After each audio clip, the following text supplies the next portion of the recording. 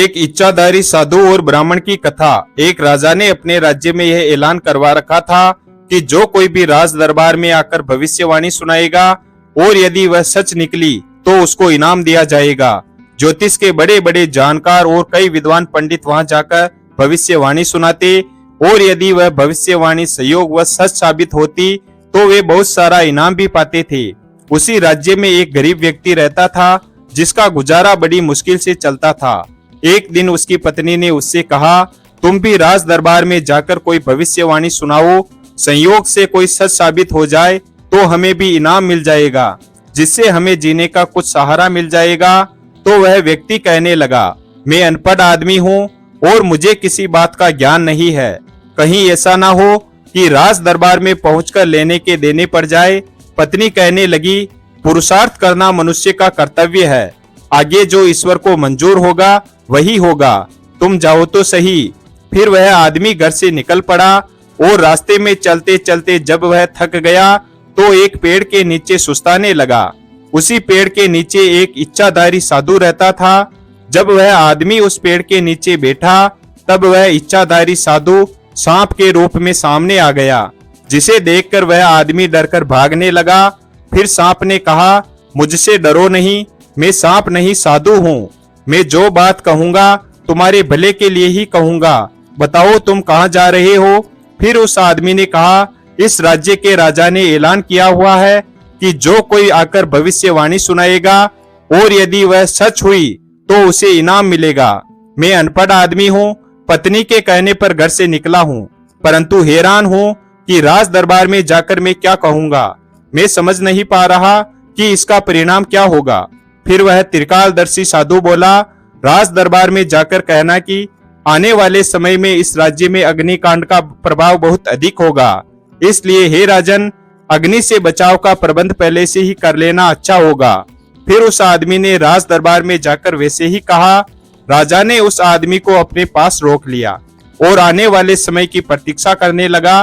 कुछ समय बीता और अग्नि ने अपना भयंकर रूप दिखाया, परंतु राजा ने उससे बचाव का प्रबंध पहले ही कर रखा था, इसलिए कोई विशेष हानि नहीं हुई और अब उस आदमी पर राजा की बड़ी मेहरबानी हो गई। उस आदमी को बहुत सारा इनाम दिया और चलते समय राजा ने कहा, हे मित्र, मेरे योग्य कोई और सेवा हो तो बताना। उस व्यक्ति ने मन में सोचा कि यह सब करनी तो उस साधु की है, जिसके कारण राज दरबार में मेरा इतना सम्मान हुआ तथा धन भी मिला। संभव है राजा को इस बात का पता चलेगा कि यह भविष्यवाणी तो किसी और की थी, तो मुझे इसके बदले दंड मिलेगा, इसलिए उचित यही होगा कि उस सांप को ही मार दिया जाए। फिर यह सोचकर उसने राजा से कहा, हे राजन, यदि आप मुझसे और कोई सेवा पूछते हैं तो कुछ सूखी हुई लकड़ियां मेरे साथ भिजवाने का प्रबंध कर दीजिए। फिर राजा के कुछ सैनिक सिर पर लकड़ियों की गठरी रखकर उसके साथ चल पड़े। जब वह व्यक्ति उस पेड़ के नीचे पहुंचा जहां पर वह इच्छाधारी साधु रहता था, उस आदमी ने उन सैनिकों से कहा, यह बिल सांप का घर है, इसके ऊपर लकड़ियां रखकर आग लगा दो। अब उन्होंने वैसा ही किया। फिर उस आदमी ने सोचा कि अब वह सांप मर गया होगा। इस विश्वास के साथ वह अपने घर पर आ गया और राज दरबार से जो कुछ मिला था अपनी पत्नी के हवाले कर दिया और सुख से रहने लगा। किंतु मुफ्त का माल थोड़े ही दिनों में खत्म हो गया। फिर उसकी पहले जैसी हालत हो गई। फिर पत्नी ने कहा, फिर से तुम राज दरबार में जाओ, संभव है और धन मिल जाएगा, जिससे घर का खर्च अच्छे से चल सकेगा। फिर वह आदमी सोचने लगा, जिसकी वजह से मुझे इतना धन मिला था उसे तो मैंने आग लगाकर मार डाला है, इसलिए मैं अब कहाँ जाऊंगा और क्या करूंगा। किंतु पत्नी के मजबूर करने पर वह घर से चल पड़ा और चलते चलते फिर संयोगवश उसी पेड़ के नीचे जाकर बैठ गया जहां उसे इच्छाधारी साधु मिला था। फिर वह साधु सांप के रूप में सामने आकर कहने लगा, मैं वही सांप हूँ जिसके घर को तुमने आग लगा दी थी। यह सुनते ही वह आदमी डरकर भागने लगा कि अब तो यह मुझे नहीं छोड़ेगा। किंतु इच्छाधारी साधु ने कहा, मुझसे डरो नहीं, मेरी बात को सुनो, मैं तुम्हारे भले की ही बात करूंगा। फिर वह आदमी वापस उसके पास आया। तब साधु ने पूछा, तुम कहाँ जा रहे हो? फिर वह आदमी बोला, जहाँ पहले गया था वहीं जा रहा हूँ। साधु ने कहा, अब वहां जाकर क्या कहोगे? फिर उस आदमी ने कहा, मैं तो अपनी पत्नी के कहने पर जा रहा हूँ, मुझे कुछ पता नहीं कि क्या कहना है। फिर साधु ने कहा, अब राजा को कहना कि इस बार राज्य में पानी ज्यादा बरसने से बाढ़ से नुकसान होगा, बचत का उपाय पहले से ही कर लो। फिर उस साधु की बात सुनकर वह आदमी वहां से चल पड़ा और राज दरबार में पहुंचकर कहने लगा, हे राजन, इस बार राज्य में पानी बहुत ही अधिक बरसेगा और बाढ़ से भारी खतरा है, इसलिए बचाव का उपाय पहले से ही कर लो। उस आदमी के प्रति राजा की बड़ी श्रद्धा हो गई थी। राजा ने उसके रहने और खाने पीने का उचित प्रबंध कर दिया और समय की प्रतीक्षा करने लगा। समय आने पर बहुत वर्षा हुई, किंतु प्रबंध होने से कोई नुकसान नहीं हुआ। उसकी बात सच होने पर राजा ने उसे बहुत सारा धन देते हुए कहा, हे मित्र, मेरे योग्य कोई और सेवा हो तो बताओ। फिर उसने कहा, राजन, धन तो आपने बहुत दे दिया, पर एक दिल की बात कहता हूँ, पानी से भरी हुई मशकें देकर कुछ लोग मेरे साथ भेज दीजिए। राजा ने वैसा ही किया। फिर उस आदमी ने उस पेड़ के नीचे जाकर उस बिल को थोड़ा सा खुदवाया और गड्ढा बनवाकर उसमें पानी भर दिया। अब वह आदमी अपनी तरफ से उस सांप को मरा हुआ समझकर अपने घर पर पहुंच गया, परंतु उस मुफ्त के धन को थोड़े ही दिनों में खा पीकर उड़ा दिया और फिर से भूखे मरने लगा। अब पत्नी के कहने पर तीसरी बार जब वह आदमी फिर उसी पेड़ के नीचे पहुंचा, तो इस बार इच्छाधारी साधु अपने वास्तविक स्वरूप में मिला और उस आदमी से कहने लगा, अब कहाँ जा रहे हो? फिर वह आदमी अपने दुष्कर्मों से डरता हुआ बोला, राज दरबार में जा रहा हूँ। साधु ने पूछा, अब की बार क्या कहोगे?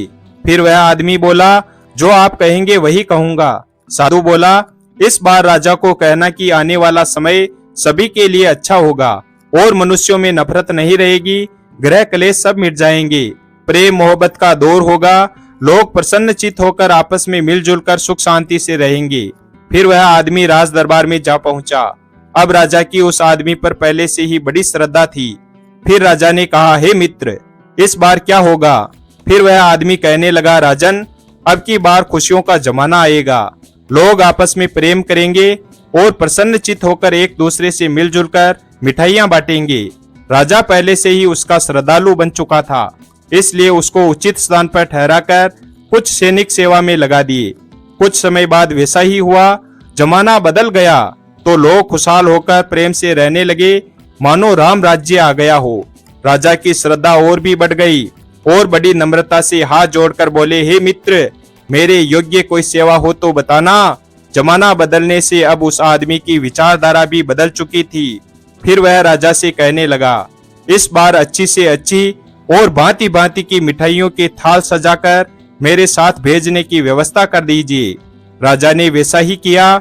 वह आदमी राजा के सैनिकों के साथ मिठाइयों के थाल सहित उस साधु महात्मा के पास पहुंचा और वहां पहुंचकर रोते हुए और गिड़गिड़ाते हुए हाथ जोड़कर कहने लगा, हे महात्मा, आप बड़े ही दयालु हैं। आपने मेरे ऊपर हर बार भलाई की, परंतु मैंने आपके साथ बुरा बर्ताव किया। मैं बड़ा पापी हूँ, मेरे सारे अपराध क्षमा कर दीजिए। फिर साधु बोला, बेटा, इसमें तुम्हारा कोई दोष नहीं है, यह समय का प्रभाव है जिसके साथ सबको दो चार होना पड़ता है। बेटा, मेरी बात ध्यान से सुनो। एक समय ऐसा आया जब राज्य पर अग्नि का प्रकोप था, तो उसकी आग मुझ तक भी पहुंच गई, क्योंकि मैं भी तो इसी राज्य में रहता हूँ। फिर एक दूसरा समय आया जब राज्य में पानी का जोर हुआ, तो उसका असर मुझ पर भी पड़ना स्वाभाविक था। और अब समय बदल चुका है, अशांति तथा काल का प्रभाव बीत गया है। तो देख लो, मेरे सामने भी मिठाइयां आ पहुंची है और तुम भी मेरे साथ अच्छा बर्ताव करने लग गए हो। यह सब समय के परिवर्तन की ही बात है, किसी दूसरे को दोष नहीं देना चाहिए।